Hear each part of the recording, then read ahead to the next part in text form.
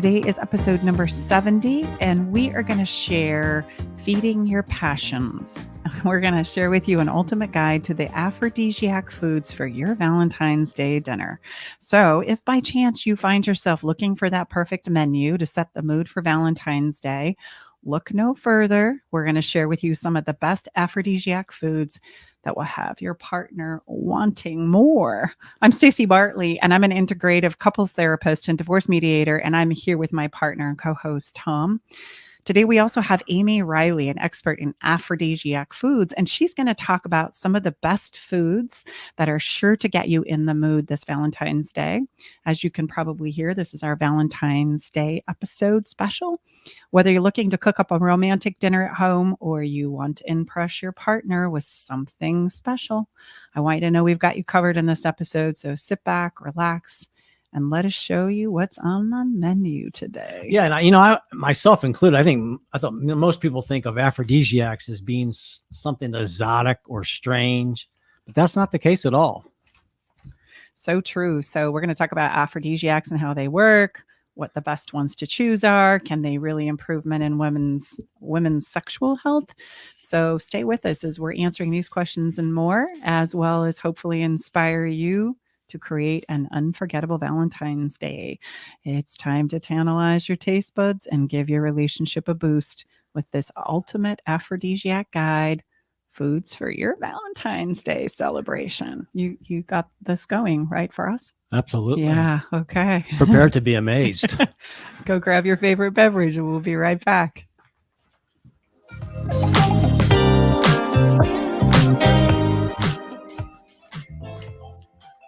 I met Stacy and Tom about 2 years ago. I was at a point in my relationship where I was ready to file for divorce. Not that I wanted to, but I just felt hopeless and helpless. I'd been through other counseling and coaching and didn't find any success. With Stacy and Tom's methods, I was able to eliminate insecurities, set boundaries, plant my flag, eliminate rabbit holing. I was separated from my wife for a year, and I have since moved back home for the last 6 months now. I still refer back to a lot of the teaching that Stacy and Tom provided, and it's helped me. It's well worth it. Learn the simple 3-step system to rescue your struggling relationship by registering for Stacy's brand new free workshop. Reserve your seat by going to staceybartley.com/workshop. Are you ready to venture off the beaten path, expand your mind, raise your consciousness, and open your heart? Allow me to entice you with interviews with amazing souls from around the world. Indulge in history, mystery, science, and spirituality. There's weekly skin tips, live esoteric readings, and answers to life's burning questions. So come join me, Sakura, your host, intuitive medium and spiritual hypnotherapist, each Wednesday at 2 to 3 p.m. right here on KKNW for Love from the Hip. This is Nathan Mum and Mike Roday from Tech Time with Nathan Mum. Hey, Mike, it's been a couple weeks now, and we're on Kixie and on KKNW. What do you think about this great relationship? I think it's fantastic. It is. You know what? I can't believe the excitement that we've gathered with our Tech Time radio show. We're so excited to be broadcasting it out all over everywhere. And of course, you can still always listen to it on KKNW 1150 Saturdays from 4 to 6 p.m. and on Thursdays from 6 to 7 a.m. Don't miss out on the best technology news without having to geek out. I think it's fantastic. Going against the grain has never been this much fun. Alternative Talk 1150. Welcome back inside the Love Shack. We are your host, Tom and Stacey Bartley, along with our engineer, Eric Ryder. Great to have you with us. Excuse me. I got tangled on my tongue right there. This is episode, because I'm so dang excited. Episode 70. This is a Valentine's. If you're listening live or whenever you catch it, you can always, step back into Valentine's Day whenever you want. And if you know of anyone that's looking to spice up their Valentine's Day in a very unique way, we would respectfully ask you to share this episode with them. We're really, really excited. We're going to jump right into what we call the heart of the matter today. We have Amy Reilly is sharing her wealth of knowledge on aphrodisiacs. I love that word, aphrodisiacs, and how they can spice up your Valentine's Day celebration. Yeah, so whether you're looking to spice up your relationship or just want an excuse to cook a romantic Valentine dinner, this episode is sure to give you all the information that you need. So before we go much further in this conversation, we need to bring on the aphrodisiac specialist. Amy Reilly is an authority on aphrodisiac foods and a freelance wine writer and wine competition judge. Boy, would I love to be in your shoes. She's also a speaker, cookbook author, and a consultant. She's earned her Master's of Arts in gastronomy from France's culinary temple, La Cordon Bleu. While at Cordon Bleu, Reilly rose to prominence in her work in culinary aphrodisiacs and released her first book that we're going to give away today on the show during our Follow the Fun moment. And I love the name, Fork Me, Spoon Me, the Sensual Cookbook. So like if that doesn't tell you everything you need to know about where we're going, that's exactly where we're going. Amy, thank you so much. And taking the time. Welcome to the show. It's great to have you here. Thank you. I'm so excited. Your people are definitely my people. Oh, yes, I know. And I knew that from the moment that you and I crossed paths and met and fell in love immediately with your work, especially after meeting your beautiful smiling face. And if we may, I would love to open up the show with an excerpt that you have in the very beginning of your book in your introduction. And I remember the moment I read it a few weeks ago, and I thought, oh my gosh, this is going to be a great opener for the show. Oh. And here's what she writes briefly. A man I dated 2 or 3 times offered to cook for me. Because I'm involved in the food business, most men never work up the nerve to make me a meal. I was impressed by the boldness of this invitation, and yes, I was pretty doubtful about his cooking skills, but worry was overshadowed by my interest in what was clearly an open invitation to seduction. Any man who invites you over to dinner on the 3rd date has more than whipping up souffle on his mind. The meal was delicious. The mood was electric. There was a white fish and a mango sauce, chocolate, white wine, red wine, and strong cups of coffee that carried us deep into the night. That took me away. And that's what we want to help you do today in your very own life, Love Shack listeners. And this is why we've invited Amy to come and be with us in the Love Shack today so that we can create more moments like that. And let me just assure our engineer, Eric, don't worry. We've got this covered. We know we're radio live. So Eric's got his finger on that button right now. So no worries. We got you. No way. We got you, Eric. Don't go. Tom, otherwise known as Radar, is here too. So we'll keep it all good. So now that we've got us all panting a little bit, I've got to ask the first question, because when I was introduced to aphrodisiac foods, I really wanted to know, do they work? Is there really something to the science as well as the stories in regards to aphrodisiac foods? And I'd love to start with you exploring that a bit with us. Well, the best way I can explain it is that if you look historically at the majority of cultures that celebrated foods as aphrodisiac, they were living in times when people were basically starving, right? Food was never in abundance like it is now.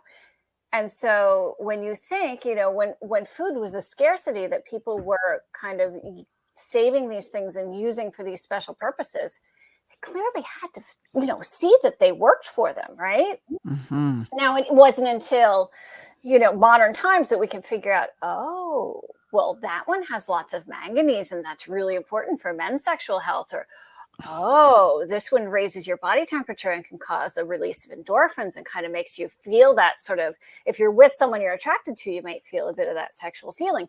That kind of thing we now can understand scientifically. But clearly, I knew when I started working on this, there weren't a lot of scientific studies at the time. I've been studying this topic for over 15 years. And there's an increasing number of, investigations more into how food can support sexual health than anything else, but that's really important.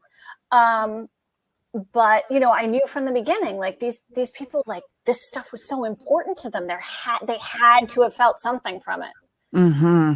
No, that's a really good point. And I know that you point out in your book that you've actually chosen 12 foods. And the reason that you chose them was because of its not only folklore, historically, the stories around the foods, but also those that had actually been scientifically researched as well. So I got to ask the question, just in getting to know you a little bit more, is what led you to studying while you were at Le Cordon Bleu? What was it, the inspiration? Do you have a personal story behind this besides your boyfriend? And the funny thing is that wasn't actually my story. I stole that story because it was so good. once I started writing about aphrodisiacs, people loved to come to me with these wonderful stories, and I just filed them all away in my brain and just pulled them out whenever they, serve me well. So I have my own too, but I've been told some really amazing stories like that one. Anyway, I was working as a freelance wine writer, and it's still like my favorite thing to write about, if I'm being honest. But I wanted to write about more of the food and wine world. And I was like, okay, well, if I'm going to diversify, I probably need to write about food. But I'm not qualified to be a restaurant critic, because I really feel that you need either restaurant experience or at least, a culinary degree, something further than just understanding like what good food tastes like in a restaurant. So that was out. And I really love folklore.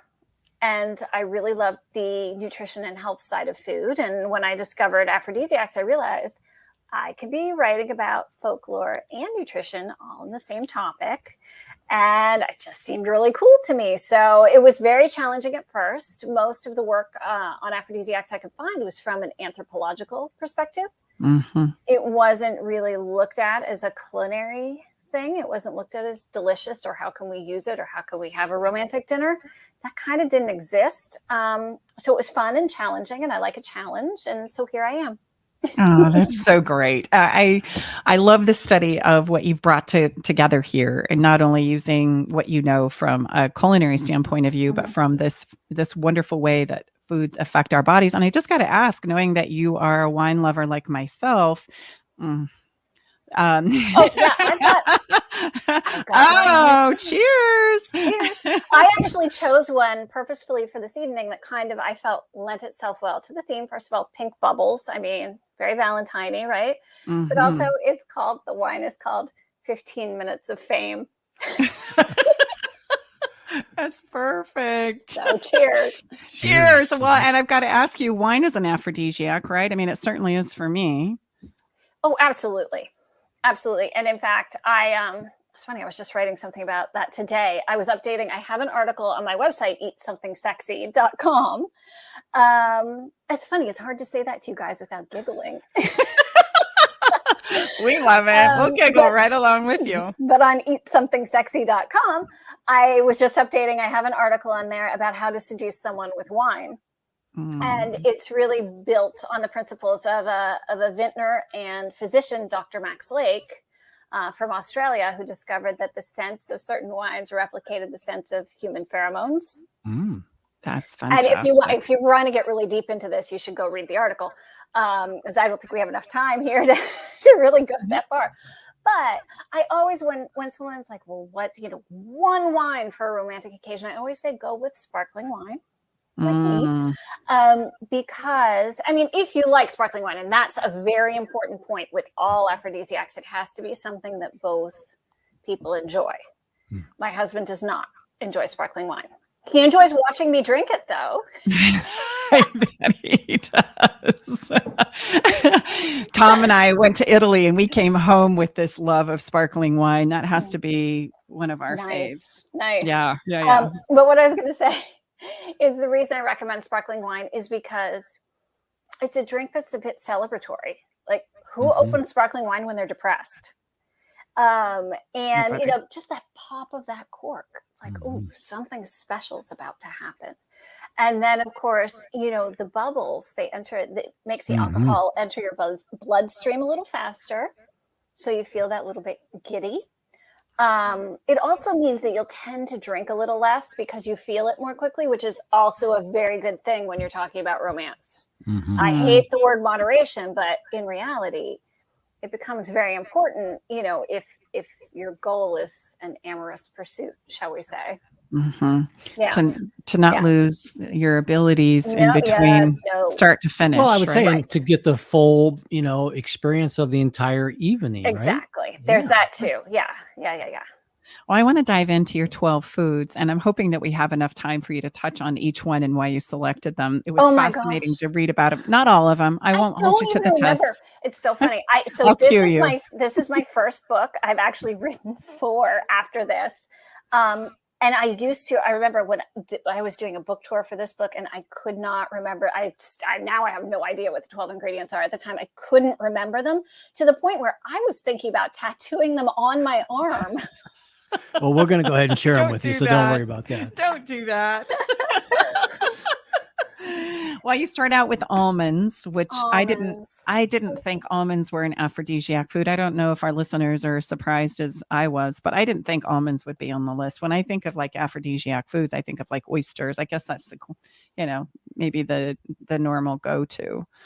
It's interesting too. I don't know. I mean, might be interesting to ask is where do you go? Where it comes up for listeners when they think of aphrodisiac foods, right? Yeah. Like what comes up for you? Where do you go? Kind of a cosmic blank immediately. And then I don't know if it would have been almonds, would have been first thing that rolled off my tongue.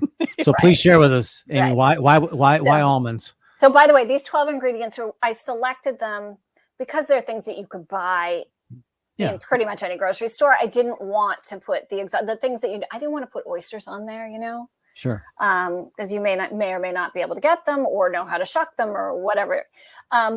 But almonds, I love almonds. Almonds is an aphrodisiac. This is a good one for men. In fact, I have a list on eatsomethingsexy.com. I'm going to giggle every time I say that. I have a list of the 10 best foods for men's sexual health. Almonds on the list. Wow. Yes. Now, all nuts are actually great for men. Sorry.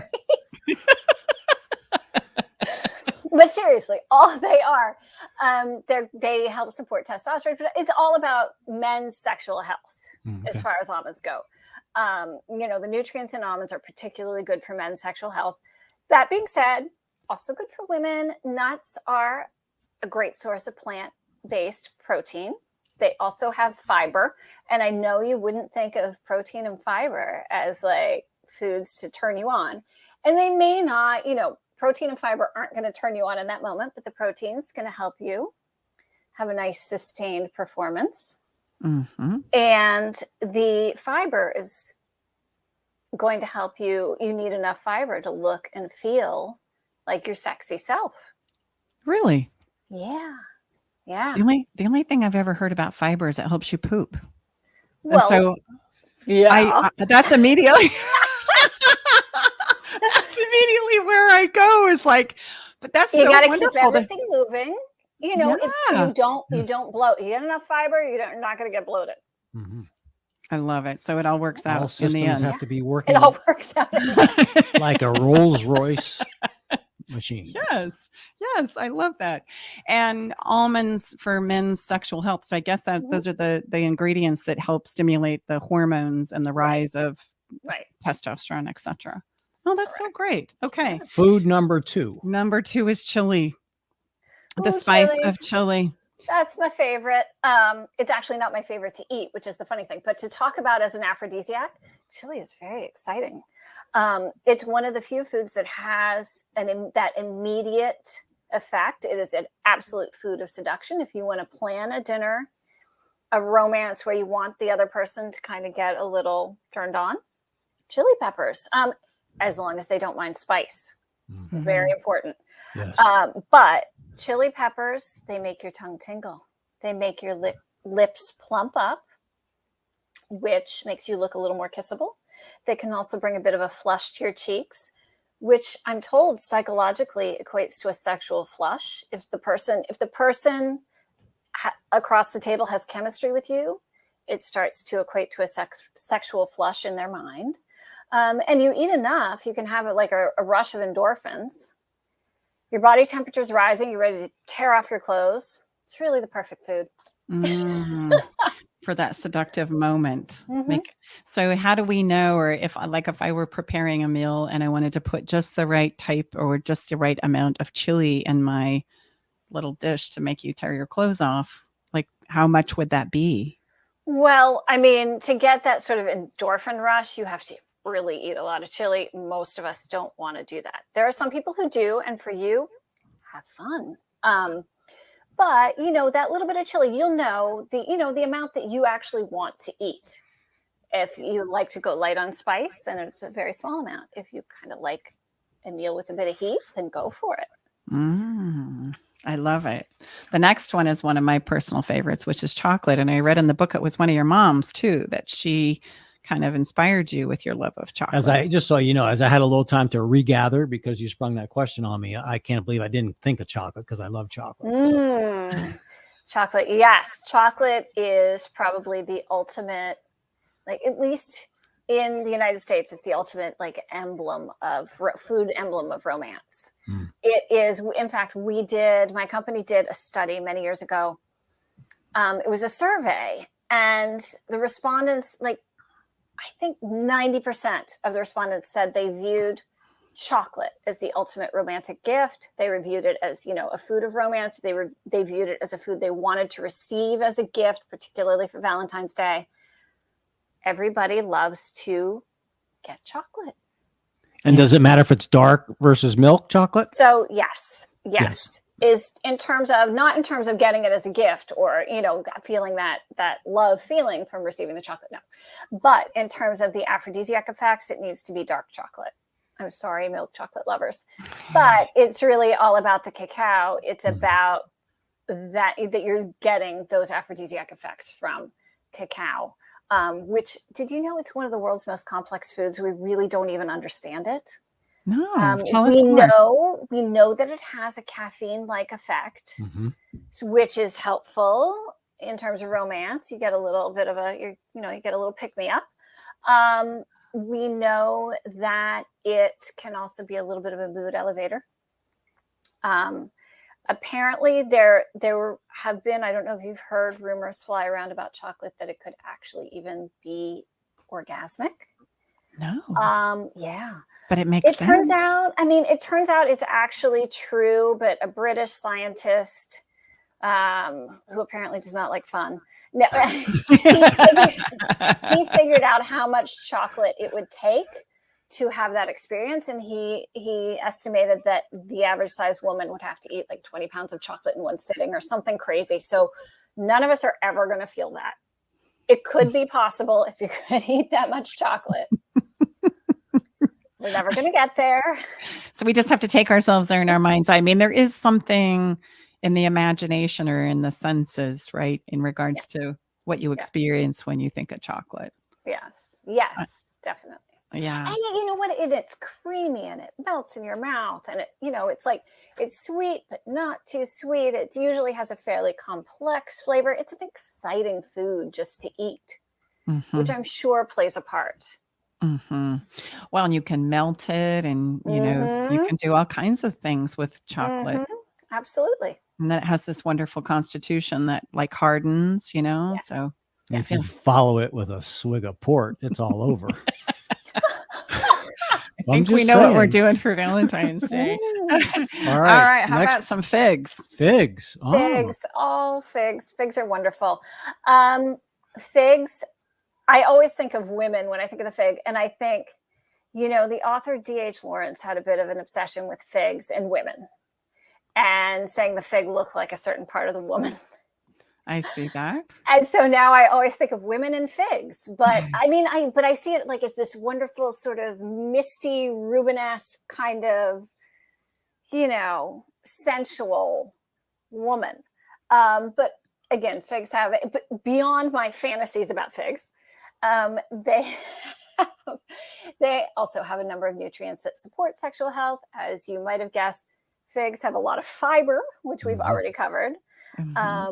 And so, so a great aphrodisiac food. They are a sort of plump, sensual fruit that doesn't have too much sugar.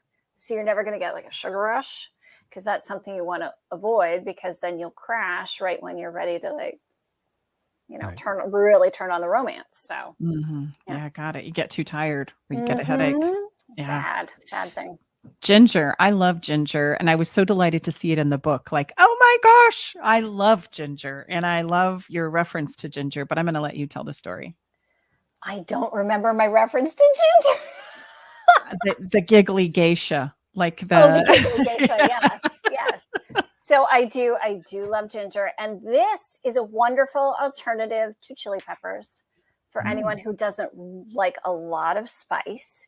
Ginger has a lot of the same properties. It will, I don't know if you know this, but there are a lot of lip plumping glosses and lipsticks out there, they usually have a little ginger in them.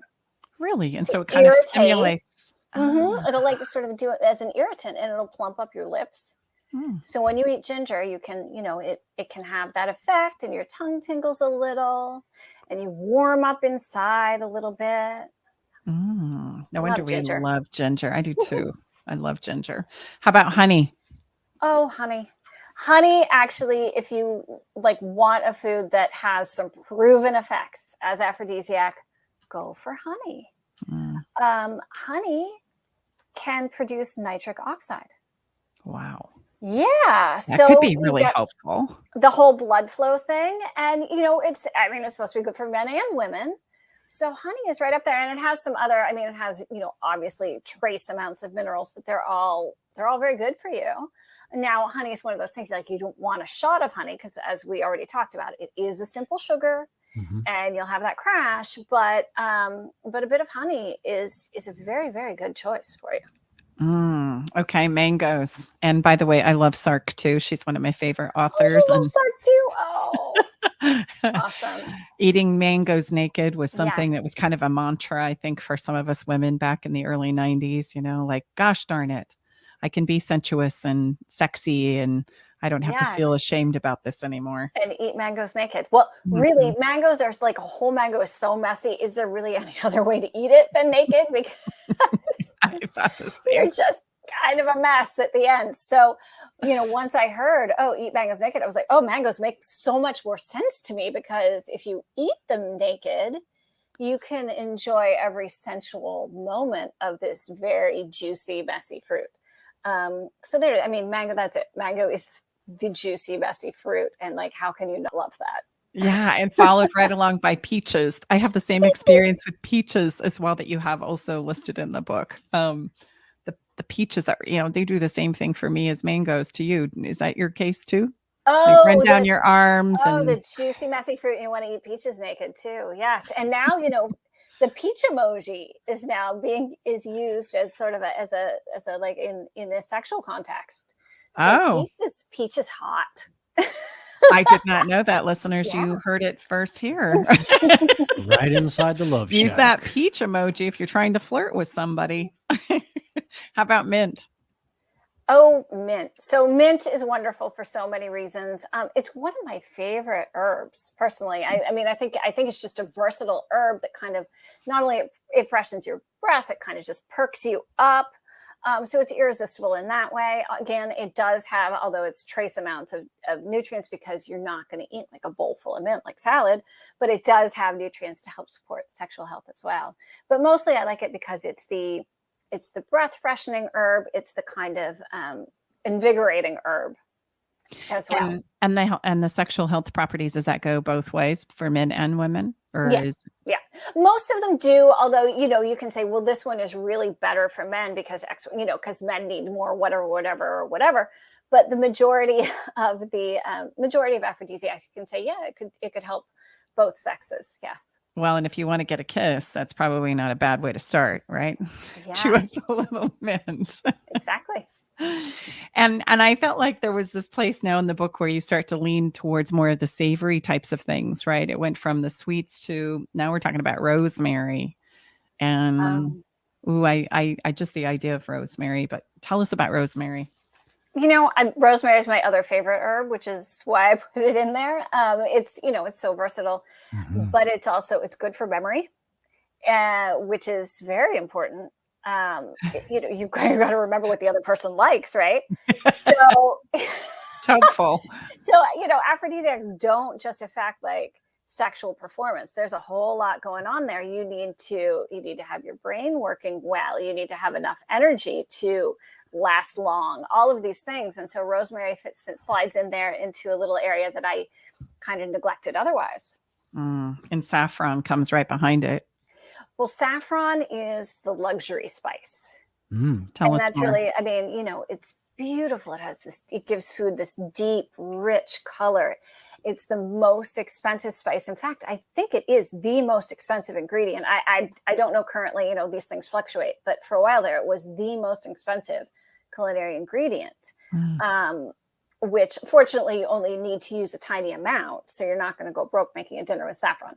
But it's that it lends that sense of luxury and opulence, that opulent color, that opulent aroma, that it's just, and it's so unique. It's a spice, but it gives like a savory, meaty quality to food. Mm. It's kind of an exciting spice. So saffron fits in there very nicely. I love listening to her talk about food. Are you Mhm. having that same experience? The way Yeah. you talk about food is incredibly delicious. Vanilla. Vanilla. How can you not love vanilla? Now, vanilla is a funny one. There was a study, and you've probably heard of it, the Smell and Taste Research Foundation study. I hope I said their name right. I haven't heard of it, but tell us. So it was the one where they found out that the scent of Good and Plenty candy mixed with cucumber turned women on. Oh, No. Yeah, and pumpkin pie spice and lavender was the most arousing scent for men. So they did these were controlled studies where people were in a sleep state, and these things aroused them. They measured blood flow. But one of the things they found was that it was like women were attracted to older men. Like the scent of vanilla. Oh, no, I know what it was. The scent of vanilla was attractive to older men. Mm. So if you want to land a sugar daddy, apparently, just like dab vanilla behind your ears. I mean, it was really it was really bizarre. Glazed donuts were also big with both men and women. Wow. interesting. The scent of a Well, glazed donut.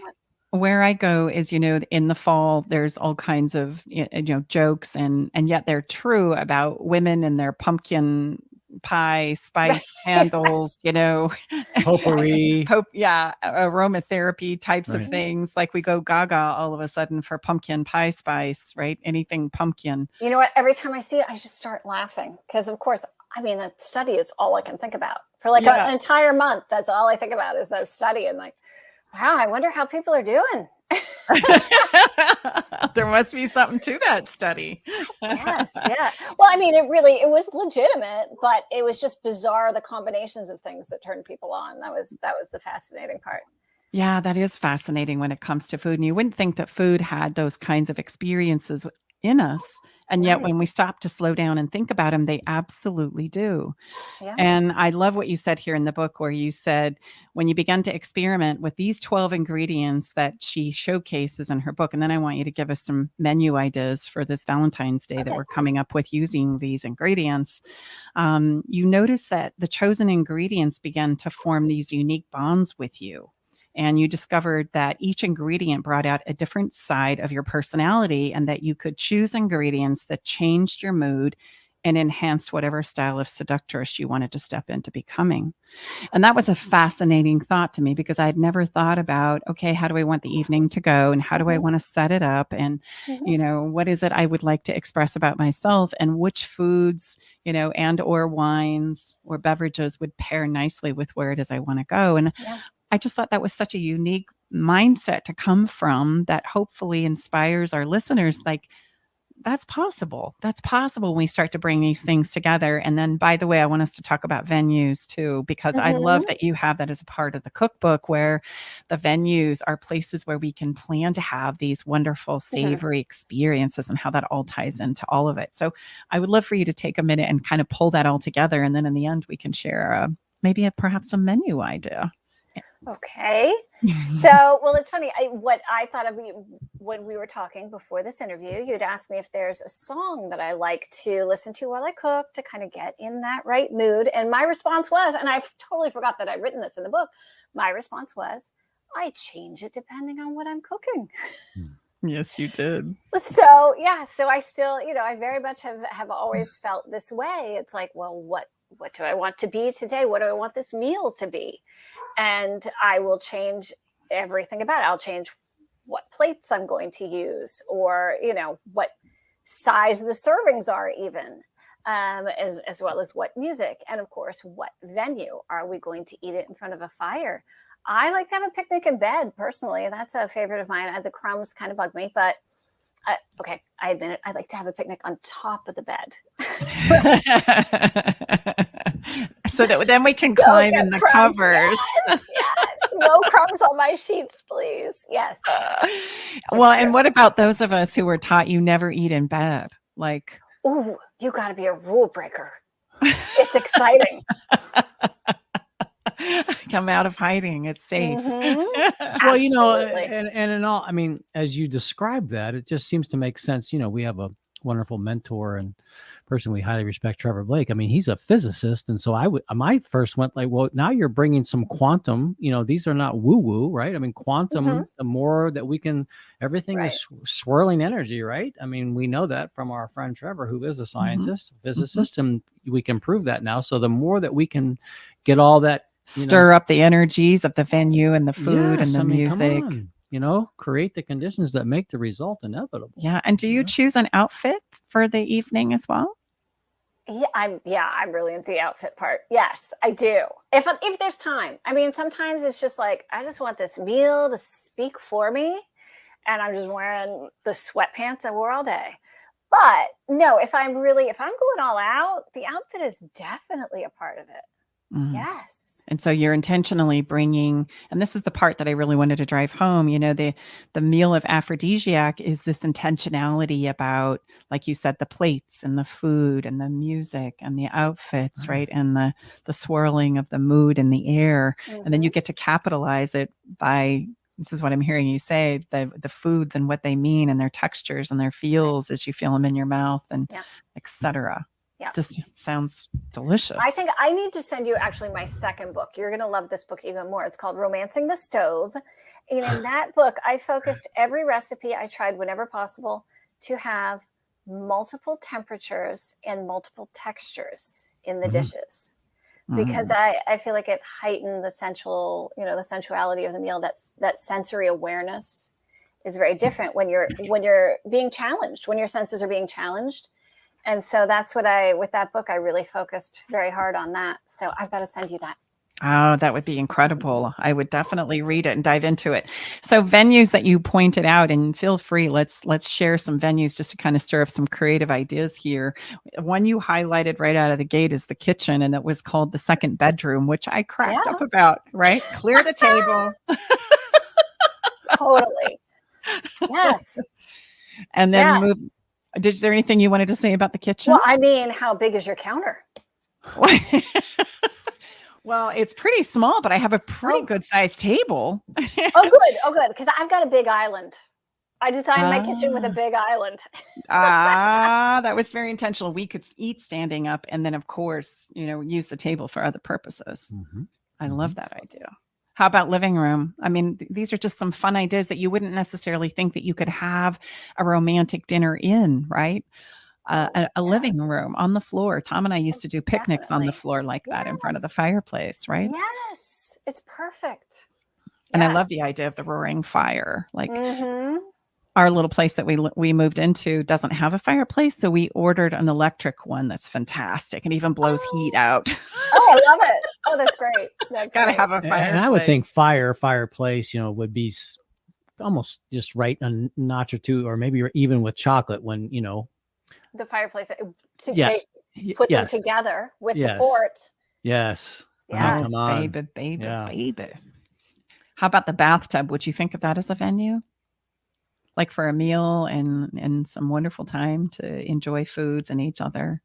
I mean, it depends on how big your tub is. Yes, I was just going to say. Because my house had a very, very small tub. And in fact, when we remodeled, I put in a very, very large tub. My very, very large tub would be a welcome spot for a romantic meal. But my old tub, no way. And I don't even know. You'd have to get pretty creative to do one in a shower. But I suppose it's possible. You got creative enough. Another fun one, a backyard, something outdoors. Even if it's cold, you can bundle up, right? Put out your blanket. Absolutely. And I just want to point out that these things are also very novel. And we talk about this in our Follow the Fun segment, that novelty, it just reignites all of our senses. It's not the mundane, the same old thing, that it really reignites and stimulates you to pay more attention, right? To be attunely present. And I would say for us, for the let's just be non-chauvinistic, for the male energy, shall we say, they think, oh, good gracious. But I cannot overemphasize to that energy that is listening right now that it doesn't take a lot to move the needle with just a little bit of venturing into these places that we would quickly dismiss. Mm-hmm. Is that fair enough said? Fair enough said. So, I mean, guys, and the guy energy, believe me, it may like, oh my gosh, that's the last thing that I would want to do. But if we would just we pound on this novelty and play, what do little children do? That's all they do. And then when we get adult, we stop doing that, which is really ridiculous. So, challenge yourself. Just take one of these and I mean, we're not talking about building a new house here. Yeah, so true. We have Into the Woods and we have Rocking the Boat, which is great. Self-explanatory. Yes, and something I would love to try, just so you know. And of course, then we have our bed, which the bed doesn't just have to be for laying down. The bed could be for many, many things. So I love your venue idea. And so let's put it all together now and inspire us with how to put this romantic dinner together. Ooh. Light some fire, baby. Ooh. So since I mentioned the champagne and sparkling wine, I'm going to say start with that if it's what you like. There's a recipe for a saffron cocktail in Fork Me Spoon Me that I really, really love. It's called the Saffron Flirtation. And what you do is you toast the saffron threads. Fortunately, I have a friend who is Indian and a very, very accomplished home cook. Mm. So he showed me how to toast and pulverize the saffron threads. Because originally I was trying it with just putting saffron threads in champagne because I thought, well, that's very pretty. And he's like, oh, no. We're gonna take this up a notch. It does the most amazing thing to champagne. Wow. So you toast it actually, and then you sprinkle it in the champagne. Then you sprinkle it in the, now you want to do this with like a brut style champagne. You don't want to do it with the pink champagne like I have. It gives it like this savory quality. It gives it this huge, voluptuous, almost meaty kind of flavor. It's amazing. Amazing. So that is a great way to start. It's so surprising and it's beautiful and it's celebratory and it's so luxurious. And then for a meal, I always recommend choosing lighter foods. So, and this is all based on your personal preference. I don't want to say, oh, everyone should have, we have an amazing baked Dungeness crab recipe on Eat Something Sexy. Everyone should do that because not everyone wants to eat crab, but it would be a great choice. So do something that's a little lighter, whatever that means for you. Avoid things that people always think they want to have, or like a big steak or a big pasta dish, like a splurge kind of, a quote splurge meal. No. Don't do that on a romantic occasion. Fish is a great choice. That fish with mango sauce that we talked about at the beginning. What a wonderful idea. It really is a wonderful idea. So choose something light. And apparently we need to end this meal with a box of dark chocolate truffles and some port, because that sounds like it's going to be a hit around here. It does sound like it's going to be a hit around here. And why do you suggest something light? I'm just curious. So when you eat something like, say, a steak, a heavy red meat, all your blood rushes to your stomach to digest the food. And you need to have the blood flow going to the erogenous zones. Yes, exactly. So you don't want to have a meal where your body is having to work to digest it. You're just going to get sleepy. You're going to get tired. And you're not going to get turned on. So yeah, lighter foods are always a great choice. Oh, I'm so glad I asked that question. Well, think about it. You don't want to feel like you just had a big turkey dinner, like you are on Thanksgiving. Everyone's laying on the floor. That probably wouldn't go so well. Well, gosh, so if we go back to the beginning of the book where we started then, and there was a chosen mango sauce, fish, mango sauce, chocolate, white wine, red wine, and strong cups of coffee. Yeah, he so knew what he was doing. I'm going to say this guy was on it. He got coached by somebody really, really well informed. Yeah, he was on it. That was perfect. And in fact, I know a lot of people say, no, you don't end dinner with coffee. You want to go to bed. really? You want to go to bed? What? Coffee. This is, if it's a romantic meal, a little bit of coffee at the end of the meal is like one of the best choices you can make, because not only will it give you a little pick me up, a little energy, but it's also a mood elevator. Oh, wow. So now you're in a really good, you've had your champagne and a little coffee. You're in a really good mood. You've had a nice, light, but delicious meal. It's perfect. Yeah, you got that novelty and playing out because you're having dinner somewhere new. Yes. And you've got the tunes playing in the background, and you can see where, okay, strike while the mood is hot, right? Is that the saying? Something like that. Yes. I don't know. Strike while the mood is or the traditional, I think it's strike while the iron is hot. Yes. You're true. Yeah, true. But I was tracking you. Okay. Yeah. Well, Amy, my gosh, this has been so wonderful. We could spend quite some time here. Let's give a book away while you're here with us before we say goodbye and part ways, shall we? And then we're don't worry, we're going to give another one away during our Follow the Fun segment after a quick break here. But I would love to do this while you're here. I love it. Yay. So we're going to ask you to pick a number between 1 and 100. And then we'll have a lucky winner on the other side of this who is on our fun list. Cool. Okay, between 1 and 100, 73. Oh, 73. Wow. So that makes it easy. I can count back 25. Oh, wow. This is Amy. Amy at coaching.com. So Amy, you are the winner of yes, Fork Me, Spoon Me. How perfect was that? Like that's and share with us one more time, where can people learn more about you and your wonderful body of work? You can find me at eatsomething.sexy.com, spelled just like it sounds. I didn't even laugh that time. And, if people have questions for me, I love to answer questions on Twitter. I'm very active on Twitter at Fork Me, Spoon Me. Beautiful. I love that. Thanks so much. Happy Valentine's Day to you. Happy Valentine's Day. It's been smoking wonderful to be here with you. Very tantalizing. Yes. Bye-bye, Amy. Bye. We're going to take a quick break, and we're going to come back and give away another book here. So don't go away. And then we're going to talk about some Can You Feel It, and just really help you set the mood right here for upcoming Valentine's Day. We'll be right back.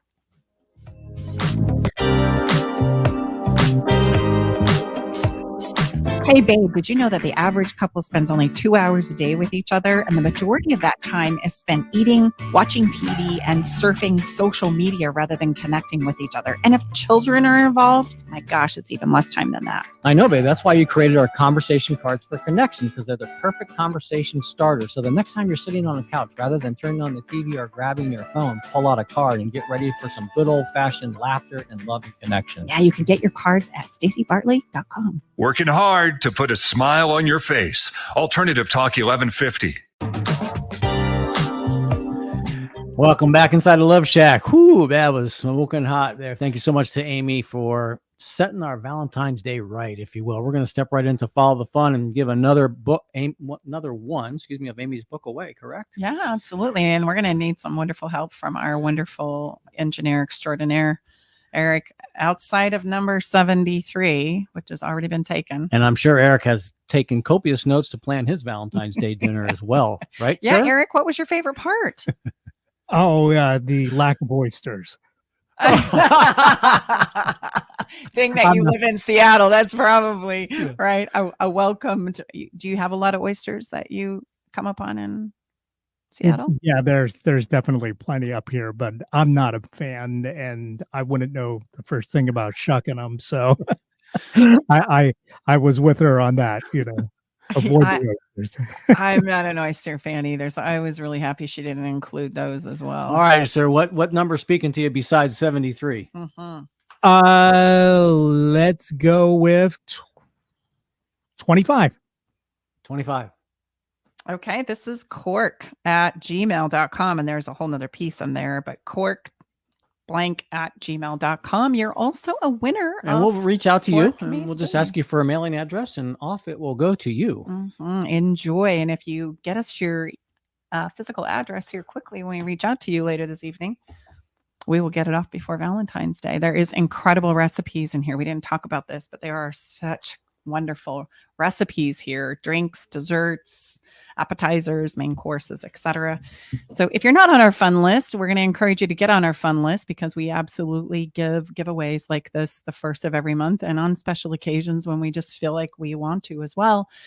And so to set the mood now, like the final piece to our wonderful Valentine's dinners, we got to set the mood, right? We got to do the. Was this a hard song for you to pick? Oh, there's so many, but this one right here, Alina Barra's and the Galamites.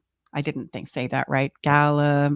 Anyway, this urban flora right here. If Tom ever wants to get me in the mood, this is the one that he needs to put on.